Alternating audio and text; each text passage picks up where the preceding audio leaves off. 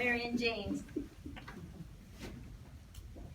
I once had a normal son, an avid soccer player, always kicking the ball, living life to the fullest, full of energy, full of passion, full of fun. He actually loved holidays, always the funniest one at the table.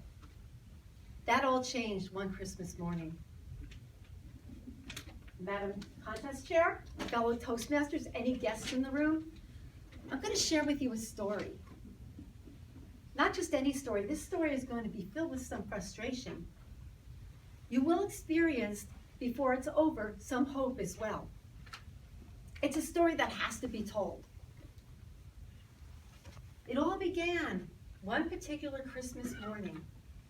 As I awoke, really excited for the day to start. Who doesn't like the holidays? Who doesn't like Christmas? I heard this noise, this whimpering, and there was a sound of distress. It was coming from my bathroom, of all places. I leaped out of bed, and as I slightly and gently nudged the door open, I was horrified. There on the floor, in the corner, was my son. He was shaking from head to toe.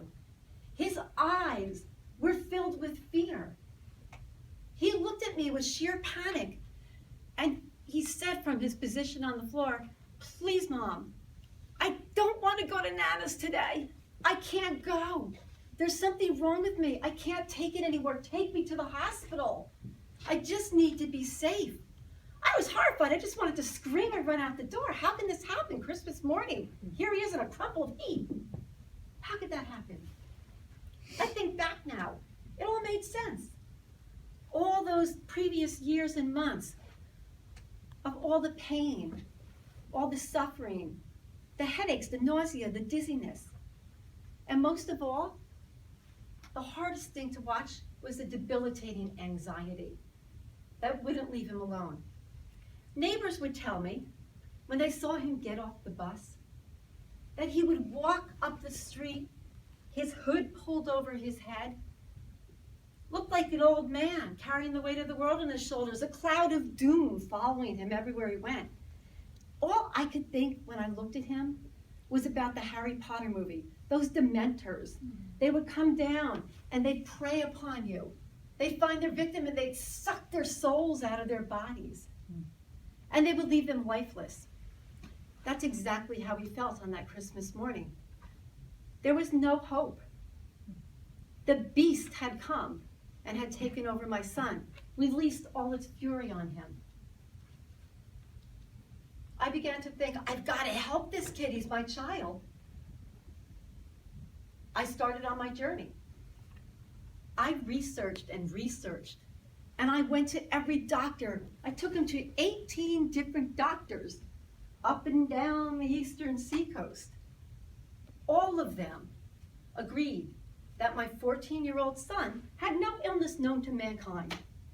Nothing. And that because he was a teenager, he was suffering from depression. Well, that might be fine because he was a hormonally charged middle schooler. But depression? Really? Sometimes you just know in your heart that you have to take matters in your own hands. I was not going to give up. This beast didn't know who he was dealing with. I set off once again with my research to find an answer. And I did. I came across another medical doctor. And this doctor actually specialized in Lyme disease. Within 3 days, we had a diagnosis. Finally, somebody believed me. All my suspicions were fulfilled. He had Lyme disease. Not only Lyme disease, but 3 other co-infections were also present in his system.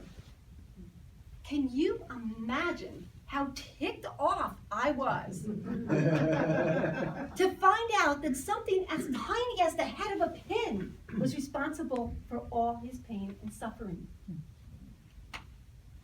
Something transmitted by the bite of a tiny, tiny, teeny, tiny tick was responsible for all of this.